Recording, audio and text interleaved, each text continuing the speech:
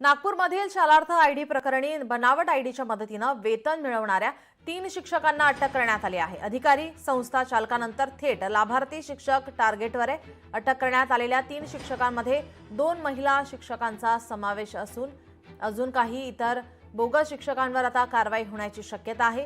सतीश पवार, प्रज्ञा मुळे आणि भूमिका नखाते अशी अटक करण्यात आलेल्या शिक्षकेची नावे आहेत। या तिन्ही शिक्षकांनी बोगस शालार्थ आयडी प्रणालीचा वापर करत 22 महिन्यात 25 लाखांहून अधिक वेतन मिळवल्याची माहिती मिळते।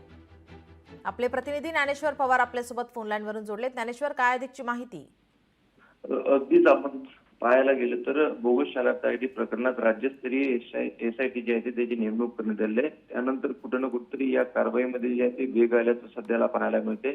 आपण 2 दिवसापूर्वी जर पाहायला गेलं तर 2 शिक्षणाधिकाऱ्यांना, माध्यमिक आणि प्राथमिक या शिक्षणाधिकाऱ्यांना अटक झाली होती। सध्या ते न्यायालयीन कोठडीत आहेत। आता 3 शिक्षक आणि शिक्षिकांना जे आहे या ठिकाणी अटक करण्यात आलेली आहे आणि या सदरील शिक्षकांनी बोगस शालार्थ आयडी प्रणालीचा वापर करत 22 महिन्यामध्ये तब्बल 25 लाखांहून अधिक वेतन जे आहे ते मिळवल्याची माहिती आहे। त्यामुळे अजूनही काही शिक्षक जे आहेत ते आता या एसआयटीच्या रडावर असून अनेक शिक्षकांमध्ये जे आहे ते खळबळ उडाल्याचं चित्र सध्या नागपूरमध्ये पाहायला मिळतं। जी, धन्यवाद ज्ञानेश्वर, आपण दिलेल्या सविस्तर माहितीसाठी।